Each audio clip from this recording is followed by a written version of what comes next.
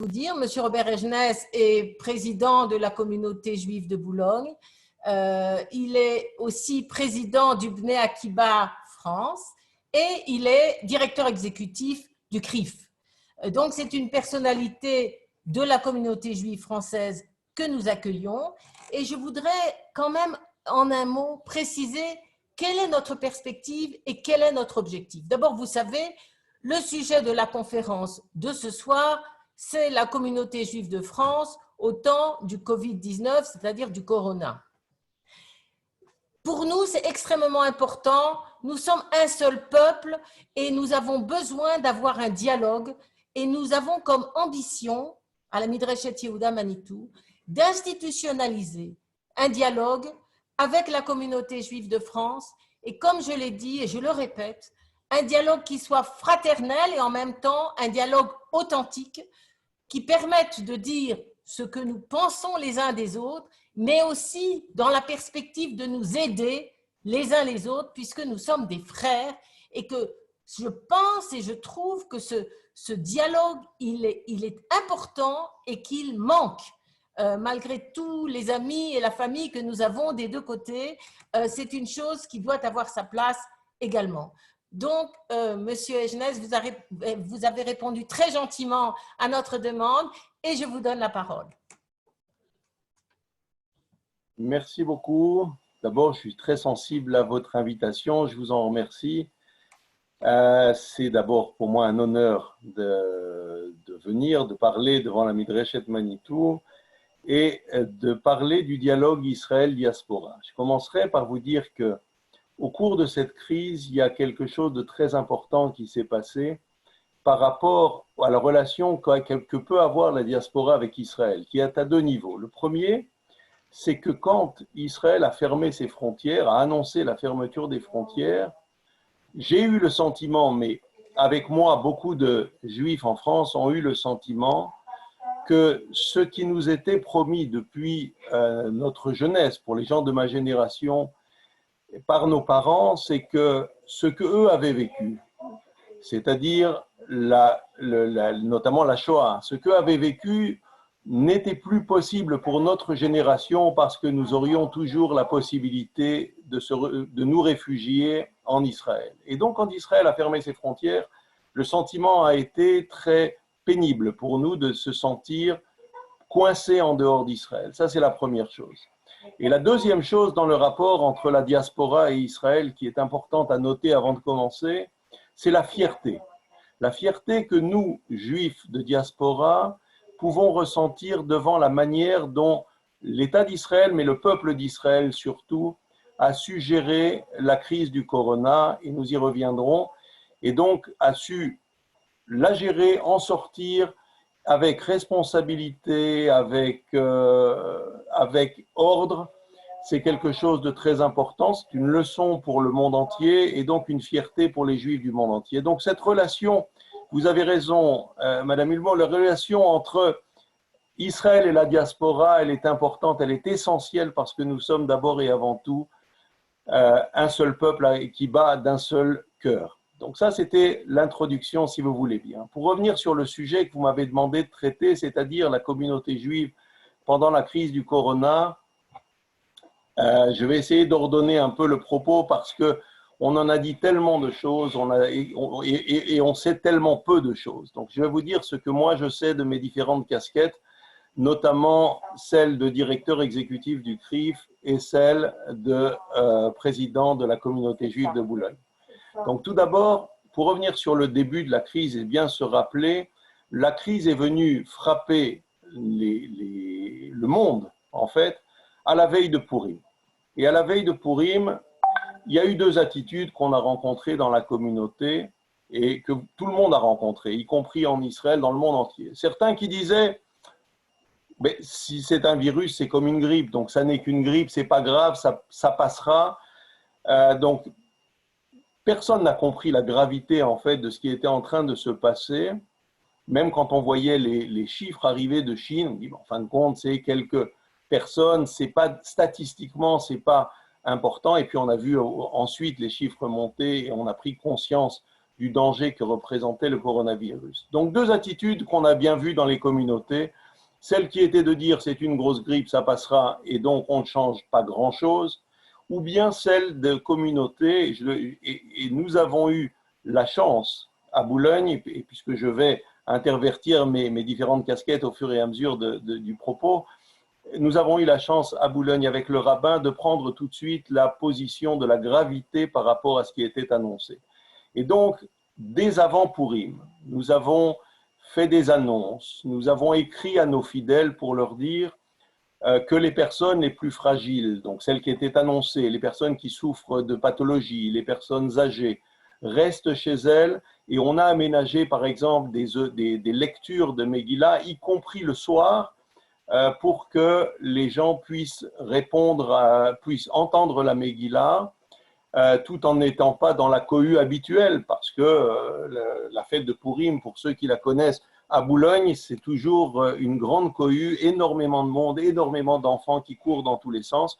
Eh bien, nous avions dit, essayez d'emmener à la choule les enfants qui ont la capacité de rester assis avec leurs parents, et pas ceux qui courent d'habitude partout. Les personnes fragiles et âgées, essayez d'éviter de venir, et donc, peut-être qu'on a eu la chance, dans ce cadre-là, d'avoir protégé les gens. De la même manière, le jour de Pourim, nous avions un michté, nous avions beaucoup d'inscrits, et puis au dernier moment, nous avons décidé d'abandonner, de ne pas faire le michté. Nous avions le lundi soir aussi une conférence avec le grand rabbin de France qui présentait son livre qui venait de sortir. Eh bien, cette conférence-là, je me rappelle, c'est le dimanche après-midi, je parle avec le grand rabbin de France, Chaim Corsia, et nous décidons que cette conférence sera annulée, reportée à plus tard. Toutes ces mesures ont permis certainement de protéger certains de nos fidèles. Donc ça, c'était le début de la crise. Deuxième phase, l'organisation de la communauté juive pendant la crise. Je dois dire que là-dessus, et les présidents des grandes organisations s'en sont préoccupés et en font la publicité aujourd'hui. Nous avons réagi en tant que communauté juive comme une communauté juive unie, et ceux qui connaissent, et je vois que la plupart des gens qui sont là connaissent bien la communauté juive de France, c'est une des rares occasions, en tout cas depuis que je la connais, une des rares occasions où la communauté juive s'est retrouvée en France unie comme une seule organisation. Pour cela, nous avions une cellule de crise. La cellule de crise, elle avait été créée par les trois grandes organisations nationales que sont le CRIF, le Fonds social et le Consistoire, pour traiter des crises et essentiellement des attentats terroristes que nous avions connus dans les dernières années. Donc, depuis des années, nous avions l'habitude, quand il y avait une crise communautaire, de nous réunir. Mais une crise communautaire était en général une attaque, c'était quelque chose de limité dans le temps. Eh bien là, nous nous sommes réunis et nous avons passé tous les jours au moins 1 heure avec mes collègues. Donc, il y avait réuni dans cette cellule de crise, et tout cela se passait sur Zoom. On reparlera de Zoom certainement. Tout ça s'est passé sur Zoom. Il y avait dans cette cellule de crise le consistoire, le CRIF et le Fonds social, mais également le représentant du Grand Rabbin de France, les représentants de l'OSE du CASIP pour les institutions sociales avec le FSJU, et le SPCJ pour les questions de sécurité. Et ensemble, nous avons réfléchi à l'ensemble des problèmes. Notre souci était, d'une part, de faire face à la totalité des enjeux, et d'autre part, de faire en sorte que, pour une fois, la communauté qu'on dit organisée soit vraiment organisée, et donc adresse les problèmes dans leur ensemble et ne fasse pas chacun, à chaque fois, le même travail pour essayer de répondre à une question. Et nous avons travaillé sur énormément de domaines, et des domaines qui concernaient tout le monde, des domaines comme d'abord le religieux. Il fallait absolument que cette cellule de crise explique, il y a des médecins aussi de l'OSE, des psychologues de l'OSE, on y reviendra, il fallait expliquer que les synagogues devaient absolument être fermées pour éviter la contamination au sein de la communauté. Il fallait que les mikvaot ferment, exactement comme vous l'avez vécu en Israël, il fallait que les mikvaot ferment de la même manière pour éviter la contamination. Puis il fallait s'occuper des Brit Mila, puisque dès les premiers jours sont venues les questions de Brit Mila. Est-ce qu'il fallait faire la Brit Mila ou est-ce qu'il fallait la reporter? Dans quelles conditions est-ce qu'on pouvait la faire?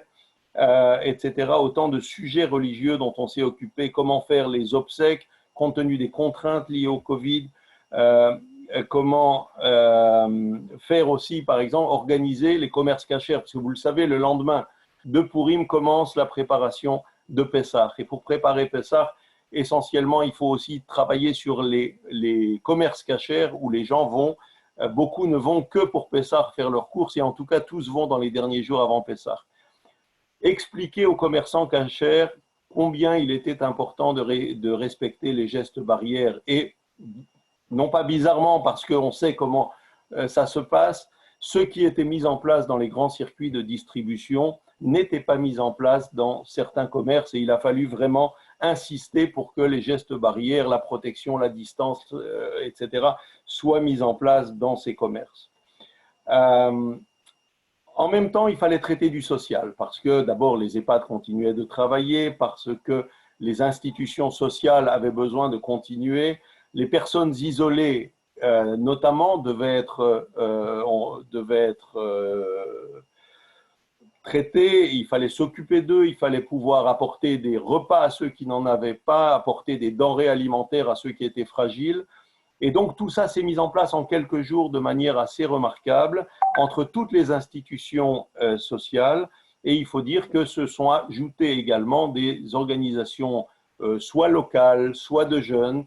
Donc, à Boulogne, par exemple, on avait une association, pas une association, une branche de la communauté qui s'appelle Le Vaquer, qui s'occupe de rendre visite aux personnes isolées, et donc qui s'est fait le relais de ces institutions nationales, mais également l'UEJF, les EI, qui ont beaucoup fait, et certains autres mouvements de jeunesse qui ont beaucoup fait pour que les personnes isolées puissent recevoir ce dont ils ou elles avaient besoin.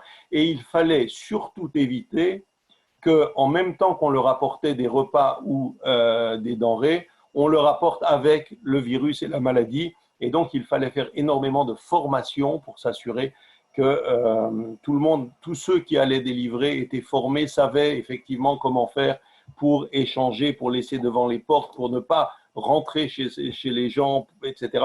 Donc, toutes ces choses que vous connaissez aussi, mais qu'il a fallu mettre en place au niveau de la communauté nationale. Et ce comité de crise national, d'ailleurs, s'est décliné dans beaucoup de régions, beaucoup de grandes villes où il y a eu la mise en place des comités de crise locaux. Le religieux, le social, mais également le médical. Il fallait traiter, il fallait donner de l'information à la communauté, qui était de l'information commune, mais également particulière. Je vous donne un exemple. Je parlais de l'arrivée de Pessah. Pour l'arrivée de Pessah, il a fallu faire énormément de communication sur le rester chez vous. C'est-à-dire que comment expliquer à une communauté qui a l'habitude, qui chaque année, alors d'abord il y avait tous ceux qui partaient d'habitude et qu'il a fallu éduquer aussi sur comment préparer Pessah, mais pour ceux qui restaient chez eux, comment dire aux gens et les persuader que les parents ne devaient pas se rendre chez les enfants, que les enfants ne devaient pas se rendre chez les parents, que la rencontre entre les petits-enfants et les grands-parents était quelque chose de particulièrement dangereux, autant de choses que vous connaissez, mais sur lequel il a fallu faire énormément de pédagogie. Parce qu'il reste encore aujourd'hui des gens qui sont persuadés et qui ont eu la chance de passer entre les gouttes et qui sont persuadés qu'en fin de compte, ce n'était pas si grave que ça. Sur le plan, on s'est occupé également du côté psychologique. Il faut encore aujourd'hui, du fait du confinement et du fait du déconfinement, apporter des réponses psychologiques à des gens qui ont vécu de véritables souffrances, que ce soit les personnes isolées, qui parlent, qui, comme certains me l'ont dit, on parle au mur. Et comme disent les psychologues, tant que vous parlez au mur, ça n'est pas grave, c'est quand les murs vous répondent qu'il y a un problème. Mais il fallait s'occuper, et donc nous avons mis en place tous ensemble un numéro unique pour que les psychologues de toutes les organisations puissent se réunir et répondre au téléphone à un numéro unique. On a fait une conférence également avec les CUJ, avec Boris Cyrulnik, pour expliquer aux gens que quand on parle d'un numéro d'aide psychologique, ça ne veut pas dire que les gens sont fous, c'est juste qu'on a besoin de parler. Je vous l'ai dit tout à l'heure, on a parlé des EHPAD, on a parlé de communication. Après, on a parlé de déconfinement, le déconfinement des écoles, le déconfinement des mikvaot, le déconfinement des synagogues qui restent fermées pour l'instant. Les écoles ont rouvert pour certaines. mais il a fallu travailler sur des protocoles. Et on a énormément travaillé pour ça avec l'AMIF, l'Association des médecins israélites de France, qui ont travaillé qui nous ont aidés à finaliser des protocoles pour que nous puissions faire fonctionner nos institutions. Et on travaille aujourd'hui sur la jeunesse pour savoir comment est-ce qu'on va pouvoir organiser l'été pour les jeunes, puisque qu'est-ce qu'on va pouvoir faire au mois de juillet? Et vous savez, les choses changent tous les jours. On attend des instructions, on est en communication avec les différents ministères, que ce soit le ministère de la solidarité, le ministère de la jeunesse, le ministère de l'éducation nationale, pour faire en sorte d'avoir les réponses. Eh bien, c'est toutes ces intelligences dont je vous parlais au début, du consistoire, du CRIF, du Fonds social, du Grand Rabbin de France, de l'OSE, du CASIB, du SPCJ et de toutes ces autres institutions qui sont venues se consolider pour pouvoir apporter une réponse à la communauté et organiser donc la solidarité nationale et régionale. Bien entendu, la gestion de la crise, c'est pas seulement parler de la solidarité, c'est parler et peut-être d'abord et avant tout avoir une pensée pour ceux qui nous ont quittés, ceux qui sont morts de la crise du Covid, ceux qui ont été largement frappés, et bien entendu avoir une pensée pour leurs familles, d'autant plus que, vous le savez, en France, il y avait, comme je pense en Israël, la difficulté que les enfants ne pouvaient difficilement accompagner leurs parents quand ils mouraient, puisque c'était limité. Donc, on a appris comme ça à faire et des brit milah, et des enterrements, et des mariages, des bar mitzvahs sur Zoom. Donc, Zoom est devenu le mode de communication communautaire, et j'y reviendrai si vous le voulez. La gestion de la crise, c'est bien entendu ceux qui nous ont quittés.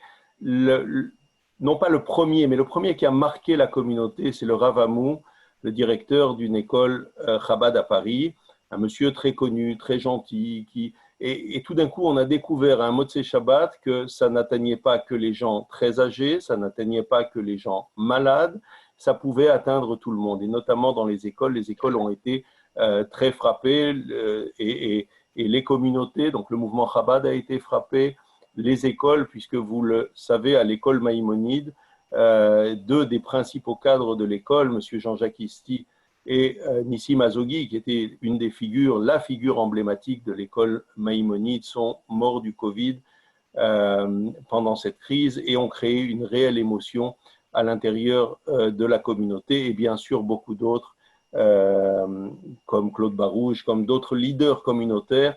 Et vous le savez, certains leaders communautaires ont été touchés, certains sont encore malades. Je pense à Maurice Dahan à Strasbourg. Et nous avons organisé des prières, des refouach lema, etc. Et j'y reviendrai dans quelques minutes. On a vraiment encore là-dessus, pas seulement sur le social, pas seulement sur le psychologique, pas seulement sur le religieux, mais senti un changement, une solidarité de la communauté, une inquiétude des uns pour les autres qui était tout à fait importante. Excusez-moi, est-ce que je peux vous poser une question? Bien sûr. On a compris que vous avez fait un travail extrêmement important, mais est-ce que c'était vraiment à vous de se faire ce travail? Est-ce que ce travail n'aurait pas dû être fait en premier lieu par les pouvoirs publics français? Comment vous vous situez par rapport aux instructions que vous avez reçues des pouvoirs publics français? Vous étiez en avance, vous étiez en retard? Comment ça s'est passé? Les pouvoirs publics, d'abord le président de la République est intervenu, vous le savez, un soir à la télévision en disant à 6 reprises qu'on était en guerre. Je pense que certains ont entendu le message, certains autres non. Je pense que le gouvernement a fait ce qu'il a pu. On a vu le Premier ministre à plusieurs reprises intervenir sur nos antennes. Le gouvernement avait les mains pleines avec notamment la gestion la gestion sanitaire de la crise. Le fait que les hôpitaux étaient pleins, allaient être débordés, qu'il fallait ouvrir des lits. Le premier souci était le souci sanitaire au niveau du gouvernement, et donc il a fallu répondre à cette question. Il avait d'autre part énormément, il a fait beaucoup d'autres choses, vous avez entendu tous, la question des masques, la question, etc. Nous avons dû nous débrouiller, par exemple, au sein de la communauté, pour nous approvisionner en masques, en gel, etc. Il y a eu clairement des déficiences sur ce terrain-là et nous avons essayé pour la communauté juive de compenser en allant chercher toutes les ressources possibles au sein de la communauté. Donc on a simplement ajouté, je crois que chacun a fait ce qu'il a fait, on ne s'est pas occupé du côté sanitaire ni hospitalier. En revanche, on s'est effectivement occupé, mais je crois que c'était pleinement notre rôle, du côté humanitaire, du côté de l'aide caritative, y compris de continuer à aider les personnes les plus dépourvues dans la communauté pour qu'ils puissent continuer à vivre dans ce confinement. Et donc, on a joué, je pense, complètement notre rôle communautaire. Alors, j'ai vu qu'il y avait une question qui a été posée, et je vais y répondre tout de suite parce que sinon elle va revenir sans arrêt. L'article de Makor Rishon, de mon ami Tzvika Klein, qui dit entre 1300 et 2000 morts dans la communauté juive. Alors, sachez d'abord, et vous le savez pour la plupart d'entre vous, qu'il n'y a pas en France de statistiques ethniques. C'est-à-dire, je veux bien, quand on me dit qu'il y a des statistiques en Angleterre et aux États-Unis, où il y a des statistiques ethniques, qu'on le dise, un tel, dans les morts, il y a autant de juifs ou pas autant, là oui, parce qu'il y a des statistiques ethniques. En Allemagne également. En France, nous n'avons pas, et vous connaissez tous parfaitement, le principe laïque. La France ne fait pas de différence entre les membres de la communauté nationale. Et donc, moi, j'ai répondu à Tzvika Klein, j'ai dit, celui qui te donnera un chiffre est un menteur parce que personne ne peut avoir un chiffre. Est-ce que 1300 est un vrai chiffre? Est-ce que 2000 est un vrai chiffre? Est-ce que plus ou moins? Moi, je pense, c'est mon sentiment, et encore une fois, ça a été des longues discussions au sein de la cellule de crise. On a eu également cette discussion hier au bureau exécutif du CRIF. On n'a pas de moyen d'avoir des données. Est-ce qu'on peut penser que c'est plus ou moins que la moyenne nationale? Aujourd'hui, rien ne nous permet de le penser qu'on est au-delà de la moyenne nationale. Alors après, la question qui se pose, c'est, mais en fin de compte, il y a combien de juifs en France? Eh bien, celui qui sait répondre à cette question est aussi très fort et doué d'un don que nous, responsables communautaires, n'avons pas. C'est-à-dire que on sait quoi? On sait combien il y a de juifs à peu près à Kippour dans les synagogues. On sait combien, je ne pense pas qu'on sache même combien il y a de Brit Mila en France par an. On sait qu'il y a toute une frange de la communauté qui ne fréquente pas les institutions communautaires. Donc, d'abord, il faudrait savoir combien, ensuite, combien est la moyenne nationale appliquée à ce chiffre-là et on aurait le bon chiffre. Mais rien ne nous permet aujourd'hui de penser qu'on a été plus ou moins atteint. Plus atteint au début, oui. C'est-à-dire que les services hospitaliers eux-mêmes, y compris le professeur, comment s'appelle-t-il, à Marseille, qui a écrit au président de la communauté, à Tzvi Amar, on a une surreprésentation de la communauté juive dans nos services. Donc ça, oui, au début, on était le lendemain de Purim, et le lendemain de Purim, oui, il y a eu une surreprésentation de la communauté au sein des services. Mais d'abord, Dieu merci, beaucoup s'en sont sortis, et la communauté, je crois, a pris conscience quand même, je vous le disais au départ, du danger que ça représentait. Je pense qu'on a été peut-être, au moins comme les autres, respectueux du confinement, et donc effectivement le taux de contamination au sein de la communauté a baissé comme au sein du pays, et donc il y a eu probablement moins d'accès de membres de la communauté au sein des services hospitaliers dans les semaines qui ont suivi. Donc voilà, sur cette question-là, je ne pourrais pas répondre autrement. Je sais bien qu'à chaque fois qu'on en parle, tout le monde veut savoir, mais combien vous devez bien savoir? Non, on ne sait pas. Celui qui prétend savoir est un menteur, il peut donner une information parcellaire, personne ne peut donner une information globale. Donc voilà, ayant dit cela, je reviens au propos, parce que je voudrais que vous ayez le temps de poser des questions pour y répondre. Autre aspect très important sur lequel je voudrais insister, c'est sur le fait que la vie communautaire a continué pendant la crise. Et ça a été le souci des dirigeants communautaires dans leur ensemble, de faire en sorte que la vie continue malgré le confinement. Alors effectivement, ça a fait très drôle le premier Shabbat, mais comme chez vous, de ne pas pouvoir aller à la synagogue, de ne pas pouvoir se rendre dans les choules. Et comment est-ce qu'on allait le vivre? Eh bien, on a des messages de nos rabbins, du grand rabbin de France, des rabbins communautaires. Notre rabbin à Boulogne, le rabbin Kassabi, a fait des messages très émouvants et qui ont beaucoup touché le cœur des gens, en expliquant que puisqu'on ne pouvait pas se rendre à la choule pour être ensemble et faire le Shabbat ensemble, eh bien, nous allions nous concentrer sur la tfila, sur nos familles, sur les relations à l'intérieur de la famille, sur la relation vis-à-vis de Dieu, la relation vis-à-vis de la prière, etc.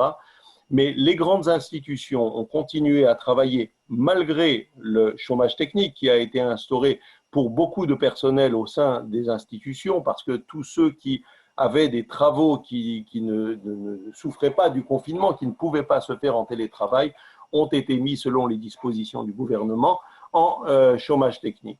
Mais les organisations sociales, même à la maison, en télétravail, ont continué à travailler, et je dois dire que les gens ont été absolument remarquables. Les employés des institutions juives ont été absolument remarquables dans leur poursuite et dans une poursuite même plus intense de leur travail, de la maison, avec les difficultés que ça représentait pour offrir leur service à la communauté. Bien entendu, et on revient à Zoom, tout a continué, tout ce qui ne se faisait plus, toutes ces rencontres qui ne se faisaient plus ont continué sur Zoom. Je reprends l'exemple du CRIF, des bureaux exécutifs qui se sont tenus régulièrement, un comité de directeurs qui comprend quand même 80 personnes qui s'est tenu. On a fait également une conférence des amis du CRIF, parce que le CRIF a l'habitude de faire chaque mois des conférences qui réunissent à Paris autour d'un invité prestigieux, interrogé par un journaliste, 5, 6, 700 personnes. Eh bien, nous l'avons fait sur Zoom avec Philippe Val, qui nous a parlé de son prochain livre sur l'Europe. Et cette conférence a eu autant de succès qu'une conférence normale, et je dirais même plus, puisqu'elle a été postée sur Facebook et qu'elle a été énormément regardée. De la même manière, nous avons été confrontés aux cérémonies. Nous avions la première cérémonie, la cérémonie du ghetto de Varsovie. Est-ce qu'on allait, que le CRIF organise, la commission mémoire du CRIF organise chaque année avec le mémorial, allions-nous abandonner la mémoire du ghetto de Varsovie à cause du Covid? Eh bien, notre volonté a été de ne rien laisser, et on viendra sur le côté de la vie communautaire, de ne rien laisser, sauf ce qui était impossible.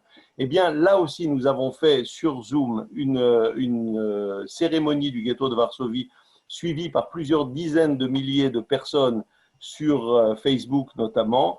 Et ça a été remarquable parce que cette cérémonie, quand elle se tient dans la cour du mémorial de la Shoah, que vous connaissez pour beaucoup, eh bien, elle réunit à tout casser 200, 250 personnes. Eh bien là, c'est des milliers de personnes, pardon, n'exagérons rien, des milliers de personnes qui ont pu suivre cette cérémonie avec les interventions des uns et des autres, avec des images d'archives, avec des chants, avec tout ce que l'on avait l'habitude de faire. Au niveau de la communication, je reste sur le CRIF, nous avons continué et notre équipe a été aussi assez remarquable, notre équipe digitale qui travaillait en télétravail, bien entendu, pour produire des articles, pour sortir la newsletter tous les jours, pour animer le site, pour animer nos réseaux sociaux et notamment pour la lutte contre l'antisémitisme. Et là, il faut y revenir parce que comme toute crise, la crise du Covid a porté son lot, et notamment en France, d'antisémitisme. Pourquoi notamment en France? Parce que, vous le savez, 8 jours avant le début de la crise, la ministre de la Santé, Madame Buzyn, avait démissionné pour se lancer dans la course à la mairie de Paris. Et Madame Buzyn étant mariée avec un monsieur Lévy, les antisémites de tous bords se sont jetés, mais on se serait cru dans les années 20 ou dans les années 30, avec des caricatures ordurières pour dire, ben voilà, c'est la faute des Juifs, voilà ceux qui ont inventé le Covid, ceux qui l'ont vendu aux Chinois et ceux par qui la faute arrive. Et il a fallu réagir sur les réseaux sociaux, faire retirer les commentaires, faire retirer les propos. Et il y a eu comme ça, vous le savez, en Israël, il y a eu aussi, on a parlé beaucoup sur les réseaux sociaux du Covid-48, qu'est-ce qui est le plus dangereux, le Covid-19 ou le Covid-48, Covid-48 faisant référence bien entendu à la création de l'État d'Israël.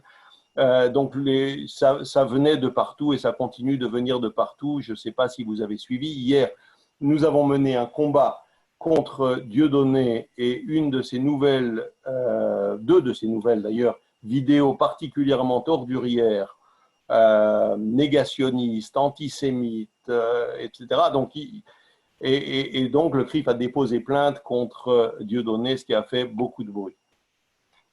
Au niveau des communautés, et ça sera mon dernier propos, on a continué, là aussi, on n'a rien voulu lâcher à la vie communautaire, et je dirais même comme Rav Socher qui intervenait dans notre soirée de Iloula, non seulement nous n'avons pas arrêté, mais nous avons développé la vie communautaire. Comment? Eh bien, dès le départ, dès le premier jour, le rabbin Kassabi a commencé à donner des cours qui étaient diffusés en direct sur Facebook à 9h, à 13h, à 20h30, de manière à garder le lien communautaire vivant et de manière à renforcer l'étude de la Torah. C'était ça un des objectifs. On parlait tout à l'heure de la préparation de Pessah en termes de préparation et psychologique et de préparation physique avec les courses de Pessah. Nous avons fait également des enregistrements. Notre Razan, David Marciano, a fait des enregistrements de la paracha, des enregistrements des prières, des enregistrements. Nous avons fait participer aussi l'Office des jeunes pour qu'ils puissent enregistrer la paracha, pour que les gens chez eux puissent non seulement les entendre, mais que ça puisse les aider à apprendre. Le rabbin et le chazan qui ont l'habitude chaque année de chanter ensemble Tfilat Tal, bien que séparés, et grâce à un montage vidéo, ont pu refaire pour la communauté Tfilat Tal, chacun de son côté, mais tous les deux ensemble sur la vidéo, un moment assez admirable. Les cérémonies, pareil, nous avons tenu Yom HaShoah, la cérémonie de Yom HaShoah, où les jeunes de notre communauté lisent les noms des déportés de la ville de Boulogne, il y en a 99. Eh bien, on avait encore plus de jeunes que d'habitude qui étaient à l'écran sur le Zoom pour lire les noms des déportés. Nous avons eu également, on fait Yom HaZikaron, Yom HaAtzmaut de manière assez remarquable aussi sur Zoom avec une rediffusion et sur Facebook. Toutes ces vidéos étant suivies par beaucoup plus de monde que nous avons l'habitude d'en accueillir à la synagogue. La seule chose qu'on a lâchée, je vous l'ai dit, c'est ce qu'on ne pouvait pas faire de manière, quand on était confiné, c'est notamment les séoudotes, les repas, qui sont des moments fort sympathiques, mais que l'on se fera, j'espère, la prochaine fois. Nous avons fait, et j'aurais presque fini par là, la soirée de Lag BaOmer avant-hier, soirée remarquable, là aussi, avec, comme d'habitude, l'allumage des bougies par les gens dans la synagogue. C'est notre Razan qui allumait des bougies individuelles avec les tfilotes que chacun avait envoyées. Et nous avons vendu aux enchères, comme nous le faisons chaque année, les bougies pour les tzadikim. Enfin, et ça sera mon dernier mot pour l'instant, nous organisons pour le dimanche qui précède Shavuot un grand Yom HaTorah, puisque à Shavuot, les synagogues ne seront pas encore ouvertes. Eh bien, nous organisons avec des interventions de rabbanim pendant la journée un grand Yom HaTorah. Et nous allons demander pour ça à Johan son aide, parce que Johan est remarquable dans son organisation des séminaires de rabbanim sur Zoom. Voilà, j'en ai fini pour cette première partie, donc cette description de la communauté, et je suis ouvert à vos questions. Voilà, alors là, on a une question qui se rattache à ce que vous avez dit au début, qui était d'ailleurs très émouvant. Vous avez dit tout à coup, les aéroports étaient fermés et on a eu ce sentiment terrible d'être coupé d'Israël, comme au moment de la Shoah, où après, les gens ne pouvaient pas y aller. Alors là, j'ai une question. Avraham Namias demande, mais Israël est-il simplement un État refuge? Bien sûr que non. Aussi bien sûr que non. Israël, parce qu'on a pris l'habitude d'Israël, même en Chutz La'aretz. L'habitude d'Israël, ce n'est pas seulement la sécurité, c'est le fait qu'on vient en Israël, on échange avec Israël, on est en Israël, mais on n'est pas ceux qui vivent en dehors d'Israël, vivent en dehors d'Israël. Et donc, à un moment donné, cette frontière, cet échange s'est interrompu de manière mais totalement comprise, totalement logique. Et nous ne pouvions plus.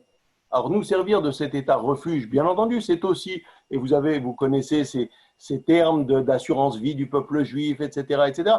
Mais à un moment, quand ça s'est terminé, Mais comme tout ce qui s'est passé pendant la crise du Covid, on a réalisé combien on était heureux avant, combien on avait de possibilités qu'on n'a peut-être pas suffisamment su apprécier pendant ce temps où effectivement tout était possible. Donc il faut parfois que les choses deviennent difficiles, voire impossibles, pour qu'on les apprécie encore mieux. Là, j'ai une autre question que je vais compléter. Est-ce que la communauté s'est inspirée de la politique sanitaire d'Israël? Et je voudrais ajouter une question un peu personnelle. Enfin, personnelle, non.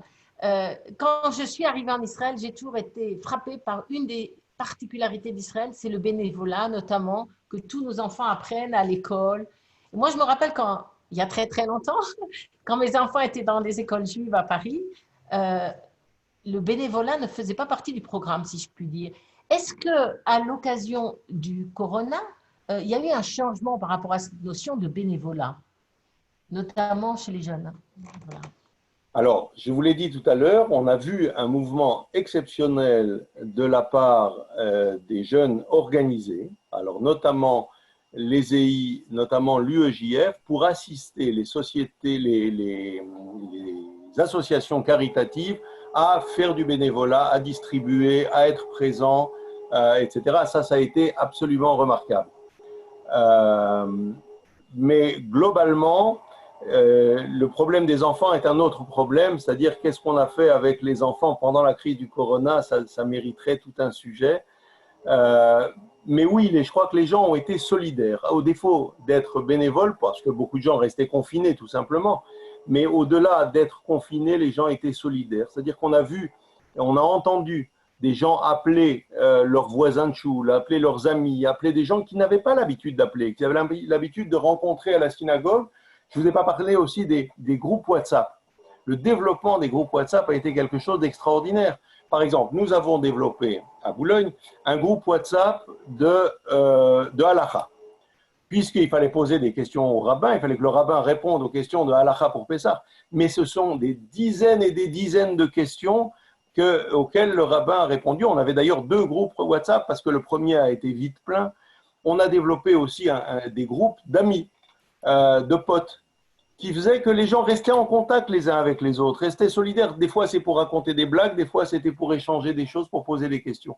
Donc, la solidarité a marché à plein, et c'est vrai qu'en confiné, c'est plus difficile de faire du bénévolat. Mais je pense que là encore, on a appris beaucoup sur nous-mêmes, sur nos communautés. Alors là, on a une question. Est-ce que cette crise va déclencher de nouvelles aliyot? Et je dirais plus généralement, est-ce que cette crise va modifier les relations avec Israël? Je vous l'ai dit au début, je pense que la fierté qu'ont ressentie les Juifs du monde, mais si les autres n'ont pas ressenti de la fierté, ils ont ressenti de l'admiration. Ce qui pour les Juifs était de la fierté, de voir la manière dont Israël a su gérer avec brio cette crise sanitaire. En espérant que les choses continueront de s'améliorer et que ce sera bientôt complètement derrière nous. Ce qui est probablement vrai en Israël n'est certainement pas vrai aujourd'hui, pour l'instant, en tout cas en France. Mais est-ce que ça va déclencher? Est-ce que les gens vont vouloir? Oui, les gens sont très fiers. Ils veulent probablement s'identifier, devenir citoyens de l'État d'Israël. Ceci étant, les questions que pose la LIA, que vous connaissez parfaitement, que vous avez pour la plupart vécues, restent totalement posées. Donc les questions d'intégration, les questions de travail, les questions de changer de vie, de mode de vie, etc. Donc je pense que oui, il y aura une intention en tout cas. Et l'intention liée essentiellement au sentiment que je vous expliquais au début, celui qui est de tout d'un coup d'avoir été coupé d'Israël, donc pour ne pas être coupé d'Israël, devenir israélien, peut-être. Mais ceci étant, le problème en soi de l'Aliyah, c'est-à-dire de la capacité qu'ont les Juifs français, que vous connaissez parfaitement, qui parlent le français mais très peu d'autres langues, difficilement l'anglais et l'hébreu, la difficulté de se transplanter sur un plan professionnel, bon, toutes ces questions-là qui restent complètement posées. Donc, dans l'intention, comme après chaque crise, il y aura certainement beaucoup de désirs. Dans la réalité, je ne sais pas. Je ne sais pas vous dire. Alors, autre chose, si, sur cela, pardon, pour compléter ma réponse, Ce que l'on ne maîtrise pas, avec la crise économique qui va toucher la France maintenant, et encore que la France va l'atténuer par le biais de tout ce que le gouvernement va débloquer comme fonds, faire en sorte d'aider les gens, mais la crise viendra nécessairement, comme je vous l'ai dit tout à l'heure, avec une augmentation de l'antisémitisme. Et ça, c'est toujours quelque chose que nous devons craindre et que nous ne maîtrisons pas, sur lequel nous faisons tout l'effort que nous pouvons pour lutter sur le plan politique, sur le plan journalistique, sur le plan des médias, sur le plan de l'opinion populaire, mais ce sont des combats quand même très, très difficiles. Et on a vu vraiment, en écoutant la vidéo de Dieudonné hier, on l'écoutait hier matin, il se trouve qu'on a réussi à la faire enlever hier après-midi après l'avoir signalé au procureur de la République, mais YouTube l'a enlevé, ce qui a valu à Dieudonné de faire une nouvelle vidéo ce matin pour nous attaquer, pour l'avoir attaqué. Mais on a vu des choses qu'on n'avait jamais vues auparavant, c'est-à-dire un niveau d'antisémitisme, un niveau de liberté de la parole antisémite qui est encore monté d'un cran en France. Et ça, c'est pas rassurant. Johan, peut-être on pourrait ouvrir les micros s'il y a des personnes qui veulent poser des questions de vive voix. En attendant, avec plaisir. Vous posez une question, Monsieur Gest. Est-ce que vous pensez que l'action de la communauté juive de France va permettre de freiner l'antisémitisme, ou est-ce que vous avez l'impression que c'est un raz-de-marée contre lequel on ne peut rien? On se bat tous les jours contre l'antisémitisme, contre les haines en fait dans la société française et vous le savez, pour suivre l'actualité, c'est un grand sujet d'actualité. Le développement des haines au sein de la communauté, nationale, oui, quelque chose qui est grave. En ce moment même à l'Assemblée nationale sur la loi Avia, qui s'appelle le projet de loi Avia, qui est un projet de loi contre la haine sur les réseaux sociaux. Alors, on est en permanence, puisque aujourd'hui, et notamment pendant le confinement, les réseaux sociaux étaient le moyen de diffusion de la parole haineuse, de la parole antisémite. On a vu pendant toute cette crise le développement, la multiplication de la parole antisémite. Bien entendu, on lutte contre, bien entendu, et on discute avec les plateformes de manière importante, avec Facebook, avec YouTube, avec Zoom même, puisque vous avez entendu parler des Zoom bombing, où on a discuté, où j'ai eu l'occasion de m'entretenir directement avec le directeur général de Zoom. On se parle, hier on s'est parlé avec YouTube et Facebook pour faire retirer la vidéo de Dieudonné. On a sorti au CRIF un observatoire de la haine antisémite, ce que l'on y a vu, et c'est dans la newsletter du CRIF ce soir, donc si vous voulez le voir, ça sera publié dans un quart d'heure. On trouve des horreurs sur les réseaux sociaux. C'est le combat principal, c'est le combat sur lequel on est complètement axé. Avec les pouvoirs publics, il faut le gagner. Il faut le gagner, on n'a pas d'autre choix. Chers amis, vous pouvez ouvrir vos micros et poser une question de vive voix à M. Genest qui est encore là pendant quelques minutes. De voir. Ma question, je la repose, je l'avais posée par écrit, je la repose verbalement. Je voulais savoir si, à part le foyer qu'il y a eu, comment dirais-je, dans l'Est, est-ce qu'il y a eu des foyers qu'on a pu remarquer de l'épidémie concernant le nombre de personnes juives atteintes? Alors sur le nombre, encore une fois, je ne vous répondrai pas sur un nombre, mais des foyers épidémiques, des foyers où il y a eu des morts multiples, oui. Donc il y a eu Strasbourg, il y a eu Sarcelles, il y a eu Créteil et il y a eu Paris, bien entendu. C'est les grands noms qui ressortent quand on parle de la pandémie, quand on parle de la communauté où il y a eu des décès dus au Covid dans la communauté. Donc, voilà. Est-ce qu'on a des informations sur les maisons de retraite juives, que ce soit à Paris ou ailleurs? Alors, oui. Bonsoir à Aslan, c'est un grand plaisir de vous voir. On a bien entendu des informations. Il y a eu des foyers infectieux, vous l'avez entendu, notamment à la maison Rothschild rue Picpus, ou dès le début de la crise, mais qui s'est géré par un isolement des malades, donc une aile qui est réservée aux personnes qui ont été malades, où il y a eu sur Facebook, de multiples décès. Dans les autres EHPAD, il y a eu des décès parce que il y a des décès. Il y a eu surtout dans les EHPAD, et je voudrais insister là-dessus, une situation de détresse psychologique très importante à partir du moment où les visites ont été interdites et ont été interdites pendant un long moment. Et on a travaillé sur des moyens, pour comment faire pour que les familles puissent communiquer avec leur famille, justement, qui étaient dans les EHPAD. Ça a été vraiment vécu comme une grande souffrance par les familles, par les personnes isolées dans les EHPAD, sur lequel on a essayé de travailler, de rouvrir dès que c'était possible, de donner des moyens avec des outils, avec des iPads pour permettre aux gens au moins de se voir et de converser, ce qui était déjà compliqué parce qu'on ne pouvait pas les faire passer d'une chambre à l'autre, mais ça a été un souci constant. Bonjour, j'ai une question qui n'est peut-être pas de votre ressort, mais qui m'intrigue assez, c'est cet acharnement qu'il y a contre le professeur Raoult de Marseille et de son médicament, l'hydrochloroquine. Ils en font une affaire d'État en France. Alors qu'ici, à mon avis, on essaye tous les médicaments, tous les moyens sont bons pour essayer de sauver les gens. Vous pouvez m'expliquer un peu quel est le ressort derrière tout ça? Bien entendu, c'est pas de mon ressort. Oui. Ce que j'ai pu observer ici, c'est des médecins qui n'étaient pas d'accord entre eux sur des traitements. Un professeur Raoult qui, au début, faisait partie de la mission présidentielle pour travailler sur le sujet, qui en l'a quitté, qui… quelque part, au début, je vous rappelle le professeur Raoult qui disait mais c'est qu'une grippe, ça n'aura pas d'incidence, c'est qu'un effet politique, etc., etc. On a tout entendu, hein. On a tout entendu, mais pourquoi il y a eu de la part de certains un acharnement pour dire il faut surtout pas, ça c'est quelque chose que je ne comprends pas. Et effectivement, vous avez raison, on aurait dû se concentrer sur les essais cliniques, sur la plupart des traitements. Et je crois que la période était trop courte pour que des essais cliniques puissent avoir des résultats.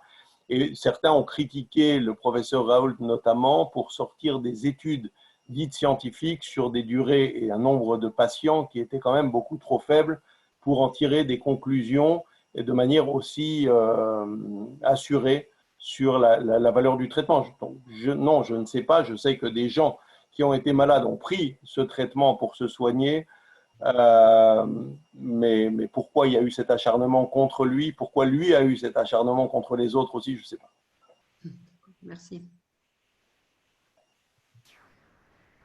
Autre question? Oui, j'aurais souhaité demander… Bonjour, Monsieur Ejnes. J'aurais souhaité savoir ce que vous avez fait pour les enfants et pour soulager les parents qui devaient être un petit peu submergés par la vivacité de leurs enfants. Bien sûr. C'est un des grands soucis. C'est-à-dire qu'au départ, tout le monde a dit tout ce qui était dans l'école va se transformer, va se transférer sur Zoom. Je crois que c'est une erreur.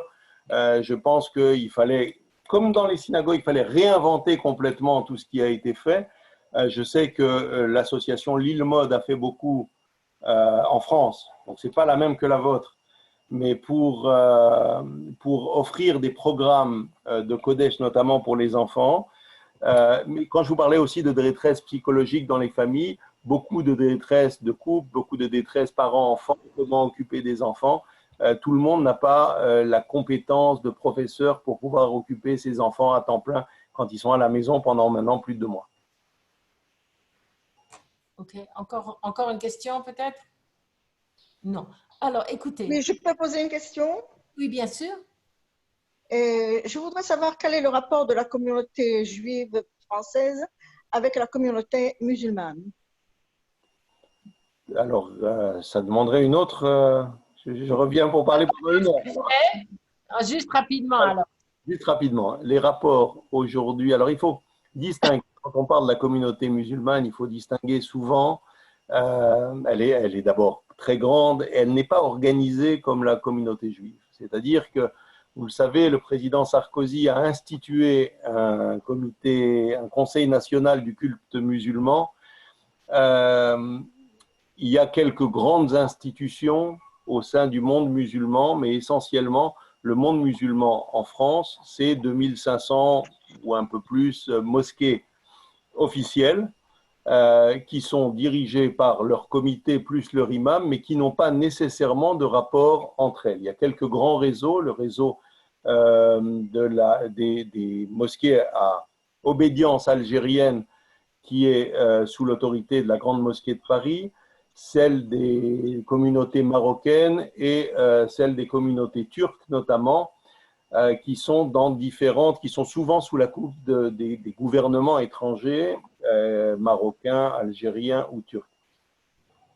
Il se trouve qu'au cours des derniers mois, les têtes des 3 principales institutions musulmanes en France ont été changées. La Fondation de l'Islam, qui jusqu'à présent était présidée par Jean-Pierre Chevènement, a nommé à sa présidence Ghaleb Bencher, qui est un philosophe, qui est un professeur que l'on connaît bien. Le Conseil national du culte musulman a changé de président. Le recteur Dalil Boubaker, qui en était le président, a laissé sa place. Il a démissionné au cours de son mandat, considérant qu'il était trop fatigué. Et c'est Mohamed Moussaoui qui en est devenu le président. Mohamed Moussaoui est un professeur, lui aussi, de mathématiques, qui est quelqu'un qu'on connaît bien, qui a déjà été président du CFCM.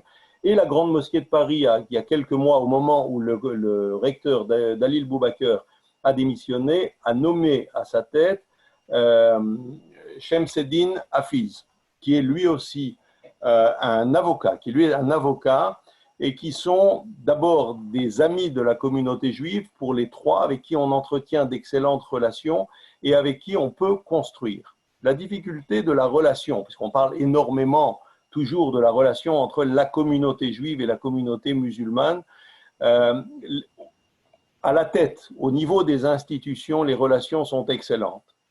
La difficulté, je vous l'ai dit tout à l'heure, la difficulté, elle est surtout au sein de la communauté musulmane, la communication qui peut se passer entre les responsables, les leaders communautaires et la base, notamment dans les banlieues, notamment dans les quartiers les plus difficiles, même entre eux et les imams, etc. Donc, il y a toute une réflexion qu'on peut avoir sur le sujet. En tout cas, les relations avec les responsables sont très cordiaux, ils sont bons. On a l'habitude de se rencontrer, de discuter, de réfléchir les problèmes. Et je crois qu'avec cette génération, puisque je vous dis, ils ont changé tous les 3, c'est une nouvelle génération quelque part, et c'est une génération qui, je pense, et là je vous donne un avis personnel, réagit comme les leaders communautaires juifs avec un souci de la laïcité, souci de la République, souci de la laïcité. Donc je pense que sur ce sujet, tout est à espérer et je pense qu'on va beaucoup travailler, en tout cas au cours des mois et des années qui viennent, pour renforcer la discussion, la compréhension entre les communautés juives et musulmanes. Ça, c'était un sujet très intéressant. C'est un autre sujet, mais c'est une préoccupation qui nous est commune, nous, Israéliens, puisque nous aussi, nous avons, je ne veux pas dire non musulmans, mais une question musulmane très importante. Je pense que ça fera l'objet peut-être d'un nouveau débat. En tout cas, on était très contents de vous accueillir. Comme je l'ai dit au début, et je reviens là-dessus, contente parce que c'est la base d'un dialogue qui doit se continuer, à notre avis. Et c'est très important, ça nous a beaucoup intéressé de savoir tout le travail considérable que vous avez fait. C'est pour ça, c'est l'impression que j'ai eu au début, comme des chefs d'État, vous travaillez comme si vous aviez véritablement un État sous votre responsabilité. Il y a un peu de ça peut-être. Et donc, vraiment, on dit en hébreu kol hakavod, d'abord pour tout le travail que vous avez effectué. Et en espérant que cette rencontre ne soit que la première d'une longue série. Voilà. Merci pour votre accueil. J'étais content de voir tous ces visages que je connais.